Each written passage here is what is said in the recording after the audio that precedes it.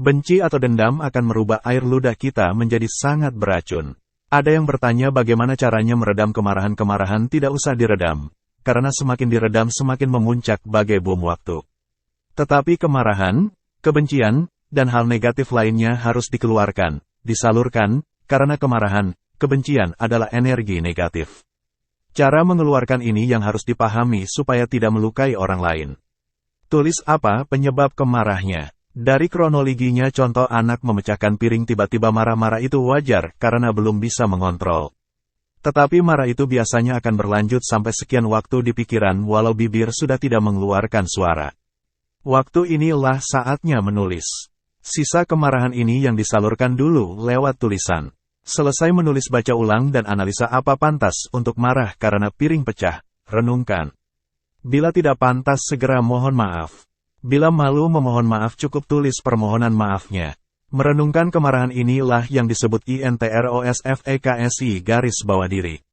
Dan ketika kita introspeksi diri, kesadaran akan kejadian mulai terbuka. Suatu saat ada piring pecah, pikiran akan langsung menganalisa dan pasti di pikiran berkata, self-talk, cuma piring yang pecah dan keadaan pun tenang. Maka kemarahan pun terkontrol. Begitu pula kemarahan lainnya. 1. Tulis penyebab dan kronologinya. 2. Baca ulang tulisannya dan analisa kepantasan kemarahannya dan renungkan. 3. Mohon maaf. 4. Ampuni saya atas kehilafannya. 5. Berterima kasih. 6. Ucapkan saya mencintaimu.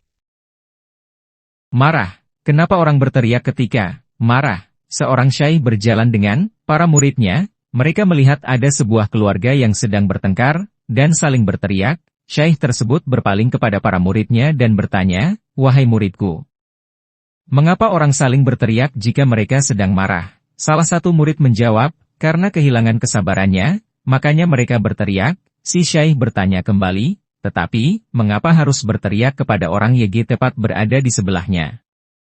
Bukankah pesan yang ia sampaikan, bisa ia ucapkan dengan cara halus?" Tanya sang syaikh menguji murid-muridnya. Muridnya pun saling beradu jawaban, namun tidak satu pun jawaban yang mereka sepakati. Akhirnya sang syaikh berkata, apabila dua orang sedang marah, maka hati mereka saling menjauh. Untuk dapat menempuh jarak yang jauh itu, mereka harus berteriak agar perkataannya dapat terdengar. Semakin marah, maka akan semakin keras teriakannya, karena jarak kedua hati semakin jauh, begitu juga sebaliknya.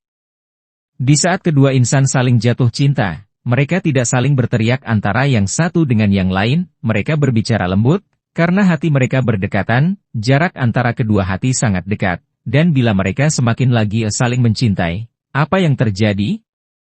Mereka tidak lagi bicara, mereka hanya berbisik dan saling mendekat dalam kasih sayang. Pada akhirnya, mereka bahkan tidak perlu lagi berbisik, mereka cukup hanya dengan saling memandang. Sedekat itulah dua insan YG saling mengasihi. Sang syaikh memandangi muridnya dan mengingatkan dengan lembut, jika terjadi pertengkaran di antara kalian, jangan biarkan hati kalian menjauh, jangan ucapkan perkataan yang membuat hati kian menjauh, karena jika kita biarkan, suatu hari jaraknya tidak akan lagi bisa ditempuh.